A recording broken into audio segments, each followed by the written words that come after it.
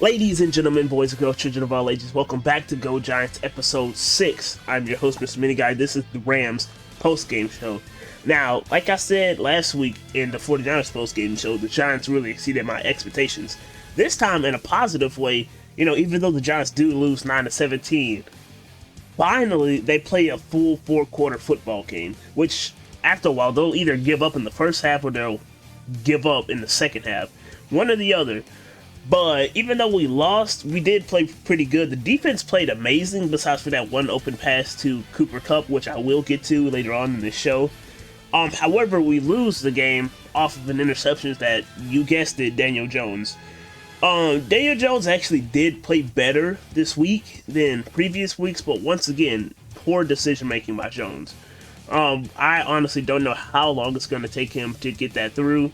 Hopefully by the end of the season he can, because if not, more likely than not, Giants fans are going to want Trevor Lawrence. Half of them already do.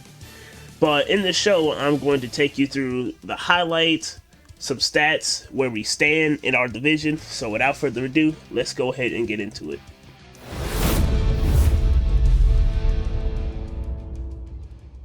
Halfway through the first quarter, the Rams drive the ball down the field, including a run to Gerald Everett, which leads him to score a touchdown, making the score 7-0 Rams. With a little bit under 3 minutes left to go in the first quarter, Jared Goff throws a pass to Gerald Everett, who scored a touchdown earlier. However, this time he fumbles the ball, and the Giants end up recovering it. Even though the Giants get good field position after the recovered fumble, they fail to score a touchdown, including a false start on the Giants, leading them to kick a 35-yard field goal, making the score 3-7 Rams. Even though in the second quarter, when the Rams have the ball, they start driving it down the field, the Giants' defense shows up on the goal line with a tackle by Austin Johnson on first and goal, a tackle by Dalvin Tomlinson on second and goal, a tackle by Logan Ryan on third and goal, causing them to kick a 32-yard field goal, making the score 3-10 Rams. Late into the second quarter, the Giants drive the ball down the field. However, they are also not able to score a touchdown, leading them to kick a 37-yard field goal, making the score 6-10 Rams. Halfway through the third quarter, the Giants drive the ball down the field, having a really long drive as well, including a risky conversion on fourth down. However, they are unable to score a touchdown, leading them to successfully kick a 27-yard field goal, making the score 9-10 Rams early in the fourth quarter. Halfway through the fourth quarter, Jared Goff completes an open pass to Cooper Kupp, leading him to score a touchdown, making the score 9-17 Rams.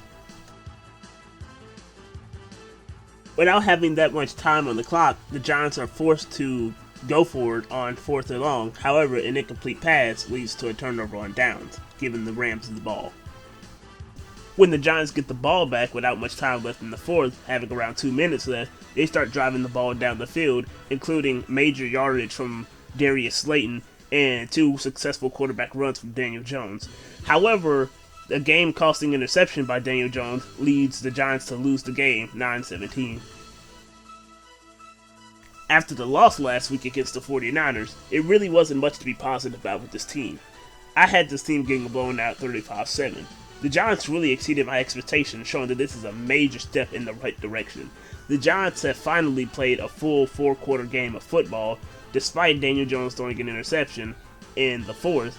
However, I do think that next week against Dallas is a very, very winnable game. And with that, the recap for this game is over. Now, it's time to look at some statistics.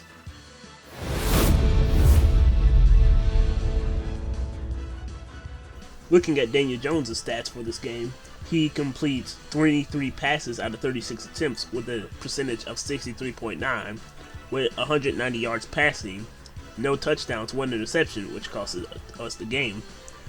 Rating of 65.7. It took a whopping 5 sacks in the game, even though 2, I believe 3 were actually on him because he stepped up in the pocket at one point when he shouldn't have. I will note that he did rush for 45 yards, which I actually believe is more than the running backs. I think Wayne Gallman only rushed for like 30-something, and Devonta Freeman rushed for 20. I'll have to check, but overall, Daniel Jones, he still has a pretty bad game, but overall, it's a lot better than what he did last week and the week before. so I'll give him that credit. However, I still do think he could be better than this.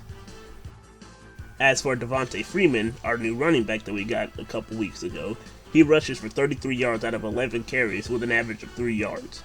Receiving, however, he gets 35 yards with an average of 8.8 with 4 receptions in total. Looking at the stats for Gallman, he actually does better in a rushing game than Devonta Freeman, rushing for 45 yards out of 6 attempts with an average of 7.5. Looking at Evan ENGRAM, he has 35 yards out of 6 receptions with an average of 5.8. And now that the statistics segment is over, now it's time to look at the standings for the NFC least.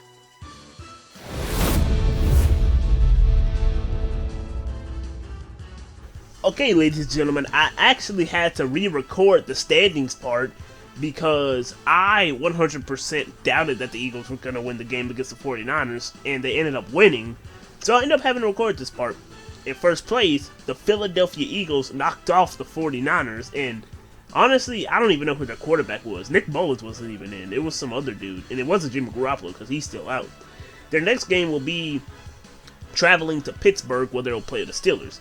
In second place is the Redskins. I can't remember who they played, but they lost today, and they're going to stay at home and play the Rams, the team we faced.